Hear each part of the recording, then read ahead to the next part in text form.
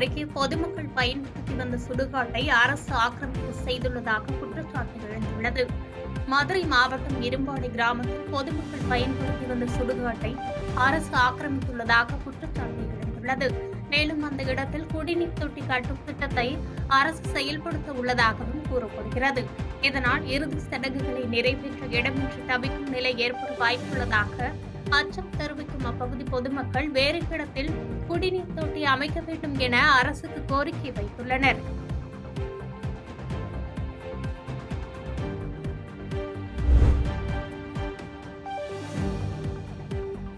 மயிலாடுதுறையில் அரசு நேரடி நெல் கொள்முதல் நிலையங்களில் ஜோதி ரக நெல்லை கொள்முதல் செய்ய விவசாயிகள் வலியுறுத்தி மனு அளித்தனர்.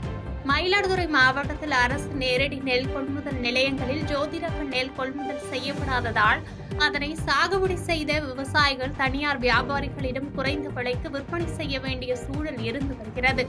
இந்த நிலையில் அரசு ஜோதி ரக நெல்லை கொள்முதல் செய்வதற்கு மாவட்ட நிர்வாகம் பரிந்துரை செய்ய வேண்டும் என்று மறையூர் கிராமத்தை சேர்ந்த விவசாயி செல்வராஜ் மாவட்ட ஆட்சித்தலைவர் அலுவலகத்தில் நடைபெற்ற மக்கள் குறைதீர்க்கும் கூட்டத்தில் மனு அளித்தார். மேலும் விவசாயிகள் சாகுபடி செய்கின்ற அனைத்து வகை நெல்லையும் கொள்முதல் நிலையங்களில் கொள்முதல் செய்ய அரசு நடவடிக்கை எடுக்க வேண்டும் என்று வலியுறுத்தியுள்ளார்.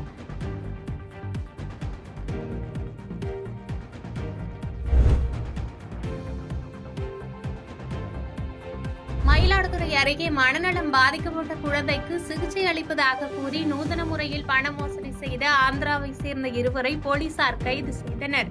மயிலாடுதுறை மாவட்டம் மணல்மேடு காவல் சரகத்திற்குட்பட்ட புத்தமங்கலம் மாரியம்மன் கோவில் தோப்பு தெருவை சேர்ந்த தம்பதியர் ராஜசேகர் ரேணுகா தேவி. இவர்களுக்கு 9 வயதில் மனநலம் பாதிக்கப்பட்ட பெண் குழந்தை ஒன்று உள்ளது. இந்த நிலையில் ஆந்திராவை சேர்ந்த 2 நபர்கள் சிறுமியின் பெற்றோரை அணுகி 6 மாதத்தில் சிறுமியை குணப்படுத்த முடியும் என்று கூறியதோடு சிகிச்சைக்கு முன்பணமாக ரூபாய் 84,000 பணத்தை பெற்று சென்றுள்ளனர். பின்பு இருவரும் தலைமறைவானதால் இதுகுறித்து பாதிக்கப்பட்ட ராஜசேகர் மணல்மேடு காவல் நிலையத்தில் புகார் அளித்தார். அதன் பேரில் வழக்கு பதிவு செய்த போலீசார் புதுக்கோட்டை பகுதியில் சுற்றித் திரிந்த ஆந்திர மாநிலத்தைச் சேர்ந்த மஞ்சுநாதன், அண்ணப்பா ஆகிய இருவரை கைது செய்து மணல்மேடு காவல் நிலையத்திற்கு அழைத்து சென்றனர். தொடர்ந்து இருவரையும் மயிலாடுதுறை அரசினர் மருத்துவமனைக்கு கொண்டு சென்று மருத்துவ பரிசோதனை நடத்திய பின்னர் நீதிமன்றத்தில் ஆஜர்படுத்தி சிறையில் அடைத்தனர்.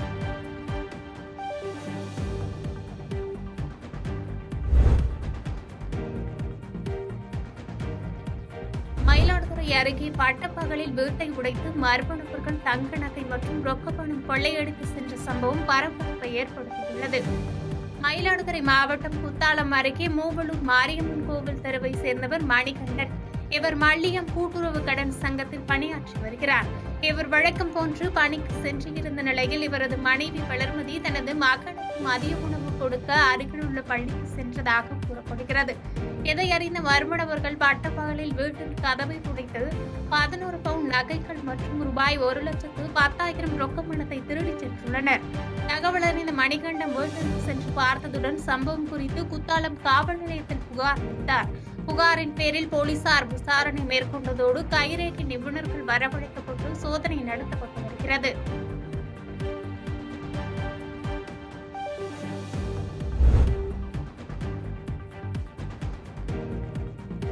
ஆண்டு பொதுமக்களின் கோரிக்கையை ஏற்று அரசு பேருந்து சேவையை கிருஷ்ணாபுரம் சட்டமன்ற உறுப்பினர் தொடங்கிவிட்டார். கரூர் மாவட்டம் கிருஷ்ணாபுரம் சட்டமன்ற தொகுதிக்குட்பட்ட தொட்டியப்பட்டி பகுதியில் 300க்கும் மேற்பட்ட குடும்பங்கள் வசித்து வரும் நிலையில் கடந்த 20 ஆண்டுகளுக்கும் மேலாக பேருந்து வசதி இல்லாமல் தவித்துள்ளனர். இந்த நிலையில் கிருஷ்ணராயபுரம் சட்டமன்ற உறுப்பினர் சிவகாம சுந்தரி பொதுமக்களின் கோரிக்கையை ஏற்று தொட்டியப்பட்டி முதல் குளித்தலை வரை அரசு பேருந்து இயக்கப்படும் என்று உறுதியளித்திருந்தார். இந்த நிலையில் இன்று தொட்டியப்பட்டி பகுதியில் இருந்து பழைய ஜெயங்கொண்டம் வழியாக குளித்தலை வரை அரசு பேருந்தை கிருஷ்ணாபுரம் சட்டமன்ற உறுப்பினர் சிவகாம சுந்தரி ரிப்பன் வெட்டியும் கொடியசைக்கும் பேருந்து சேவையை தொடங்கி வைத்தார். மேலும் பேருந்தில் பயணம் செய்த பள்ளி மாணவ மாணவிகளுக்கு கிருஷ்ணாபுரம் சட்டமன்ற உறுப்பினர் சிவகாம சுந்தரி இனிப்புகள் வழங்கினார்.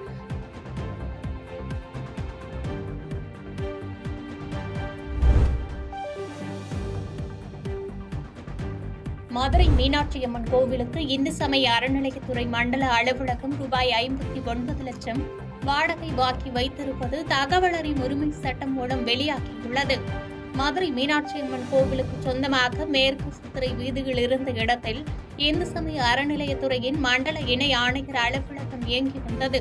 இடப்பற்றாக்குறை காரணமாக 2017 ஆகஸ்டில் இந்த கட்டிடம் காலி செய்யப்பட்ட போது ரூபாய் 59,000 வாடகை பாக்கி இருந்துள்ளது. பின்னர் இந்த அலுவலகம் எல்லிஸ் நகரில் மீனாட்சி கோவிலுக்கு சொந்தமான கட்டிடத்தில் 2017 ஆகஸ்ட் முதல் இயங்கி வருகிறது. இந்த அலுவலகத்தின் வாடகை பாக்கி நிலவரங்கள் குறித்து மதுரையை சேர்ந்த தினகரன் என்பவர் தகவல் அறியும் உரிமை சட்டம் மூலம் கேள்வி எழுப்பியிருந்தார்.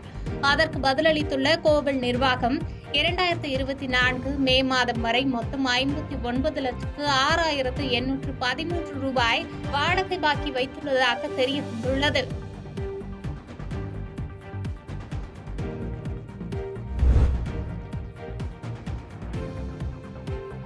திண்டுக்கல்லில் நெடுஞ்சாலைத்துறைக்கு சொந்தமான இடத்தில் ஆக்கிரமிப்பு செய்து கட்டுமான பொருட்கள் மற்றும் 50க்கும் மேற்பட்ட சாலையோர கடைகளை அமைத்து வியாபாரம் செய்து வந்தனர். இதனால் போக்குவரத்து இடையூறு ஏற்பட்டதைத் தொடர்ந்து நெடுஞ்சாலைத்துறை அதிகாரிகள் தபால் அனுப்பிய நிலையில் வியாபாரிகள் ஆக்கிரமிப்பு அகற்றாததால் இன்று 50க்கும் மேற்பட்ட காவல்துறை அதிகாரிகளுடன் நெடுஞ்சாலைத்துறை அதிகாரிகள் ஜேசிபி மற்றும் டிப்பர் லாரிகளுடன் வந்து ஆக்கிரமிப்புகளை அகற்றினர். இதற்கு எதிர்ப்பு தெரிவித்த வியாபாரிகள் திண்டுக்கல் திருச்சி சாலையில் சாலை வரிகளில் ஈடுபட்டனர். பின்பு 10 நாட்களுக்குள் ஆக்கிரமிப்பு அகற்ற வேண்டும் என்று அவகாசம் கொடுத்து காவல்துறையினரும் நெடுஞ்சாலைத்துறை அதிகாரிகளும் எச்சரிக்கை விடுத்து சென்றனர்.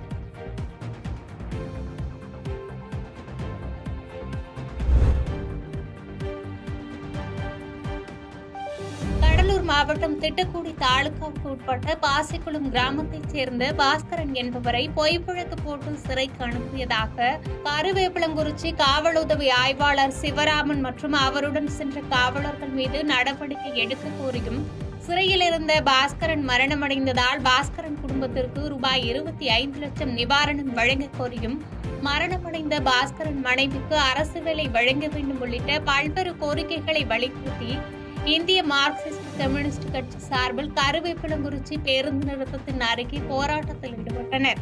போராட்டத்தில் காவல்துறையை கண்டித்து கண்டன முழக்கங்கள் எழுப்பினர்.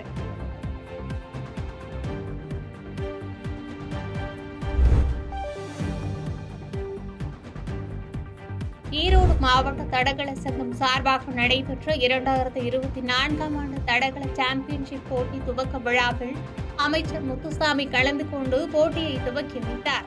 அதைத் தொடர்ந்து செய்தியாளர்களை சந்தித்து பேட்டியளித்த அமைச்சர் முத்துசாமி மதுபான விற்பனை கூடுதல் விலைக்கு விற்கப்படுவது விரைவில் தவிர்க்கப்படும் என்று தெரிவித்தார். கஞ்சா போதை விற்பனையாளர்கள் பற்றி கடந்த அதிமுக ஆட்சியில் செய்திகள் வெளிவராமல் இருந்தது. ஆனால் தவறுகள் நடக்கவில்லை என்று சொல்ல முடியாது என்று கருத்து தெரிவித்தார். இல்லை, இந்த மாதிரியான நடவடிக்கை கைது செய்கிறார்கள், இந்த செய்தி வெளியிலே வருகிறது என்று சொன்னால் அரசாங்கம் வேகமாக நடவடிக்கை எடுக்கிறது என்று பொருள். நீங்கள் எதுவுமே வெளியில் வரலைன்னா சுத்தமாக இருக்குன்னு அர்த்தம் இல்லை. இப்போ நாங்கள் வர்றதை இந்த மாதிரி தப்பு நடக்கிறத நடவடிக்கை கடுமையாக எடுக்கிறதுனால தான் அந்த செய்தி வெளியில் வருது. அவங்க காலத்தில் வராமல் இருந்தால் ஒரு வேளை இப்போ அவங்க அதை அளவு பண்ணிட்டாங்க.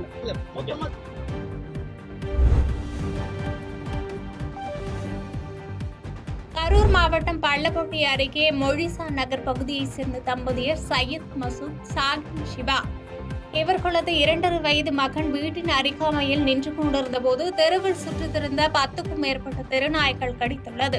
இதில் படுகாயமடைந்த சிறுவன் பள்ளப்பட்டி அரசு மருத்துவமனையில் சிகிச்சை பெற்று வருகிறார். இந்த நிலையில் தெருநாய்கள் தொல்லை அதிகரித்து வருவதாக அச்சம் தெரிவிக்கும் பொதுமக்கள் நகராட்சி உரிய நடவடிக்கை எடுக்க வேண்டும் என்று பாதிக்கப்பட்ட குடும்பத்திற்கு உரிய இழப்பீடு வழங்க வேண்டும் என்றும் கோரிக்கை வைத்துள்ளனர். பாதகம் செய்பவரை கண்டால் நாம் பயங்கொள்ளலாகாது பாப்பா, மோதி மிதித்து விடு பாப்பா, அவர் முகத்தில் உமிழ்ந்து விடு பாப்பா. அண்மை செய்திகளை உடனுக்குடன் தெரிந்து கொள்ள இணைந்திருங்கள் இயம்நாடு தொலைக்காட்சியுடன்.